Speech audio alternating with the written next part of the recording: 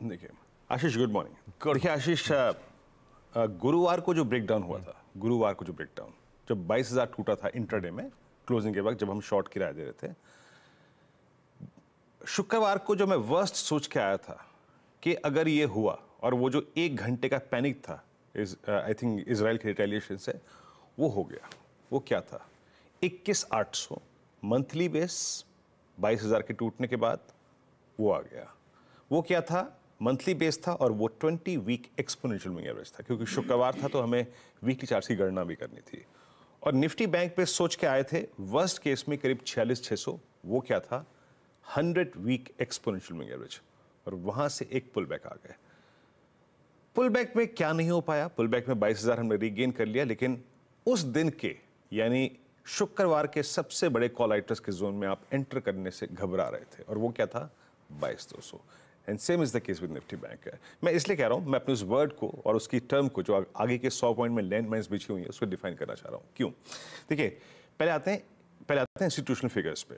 Institutional figures क्या कह रही हैं? आपकी स्क्रीन पे इंस्टीट्यूशनल फिगर्स आएंगी, जिसमें एफआईएस की तरफ से लगभग 129 करोड़ रुपए की बाइंग थी, 52 करोड़ रुपए की डीआईएस की सेलिंग थी, 658 करोड़ रुपए का एफआईएस ने इंडेक्स बाय किया। शॉर्ट लॉन्ग 24,000 कॉन्ट्रैक्ट शॉर्ट किए, 20,000 कॉन्ट्रैक्ट माफ कीजिएगा, लगभग 24,000 कॉन्ट्रैक्ट लॉन्ग किए, 658 करोड़ रुपए का स्टॉक फ्यूचर बाय किया, 4,200 करोड़ रुपए का स्टॉक फ्यूचर बाय किया, 20,000 कॉन्ट्रैक्ट लॉन्ग और करीब 33,000 कॉन्ट्रैक्ट शॉर्ट कवर कर लिए। यहां से आगे क्या है याद रखिएगा, जब हमारा शुक्रवार को भी ब्रेकडाउन हो रहा था और गुरुवार को भी जब ब्रेकडाउन हो रहा था, कॉल राइटर्स परसिस्ट कर रहे थे 22,200 की स्ट्राइक पर ही, और आज ही उसी लेवल से हमें सरोकार है। लेके आइए कॉल राइटर्स के जोन। अभी भी आपको दिखाई देगा कि 22,200 का कॉल राइटर, ठीक है आपको एक सब्सटेंशियल गैप अप मिल रहा है, लेकिन वो एक अच्छा खासा आउटस्टैंडिंग वाई लेके बैठा है।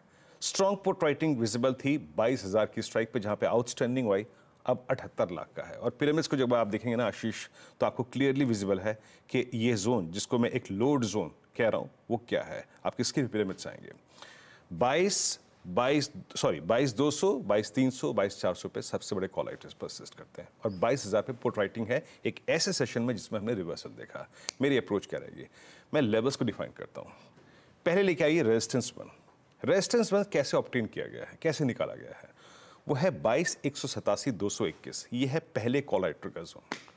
अगर इसको स्पॉट काटता है तो दूसरे लेवल तक की यानी बड़े रेजिस्टेंस तक की डगर खुल जाएगी। 289,310 क्या है? ये फॉलोइंग 1020 है, जिस पर हमने बुधवार को रिवर्सल खेला था, शॉर्ट ऑन राइज। तो यहां पे अपने ट्रेड्स को चेक करिएगा।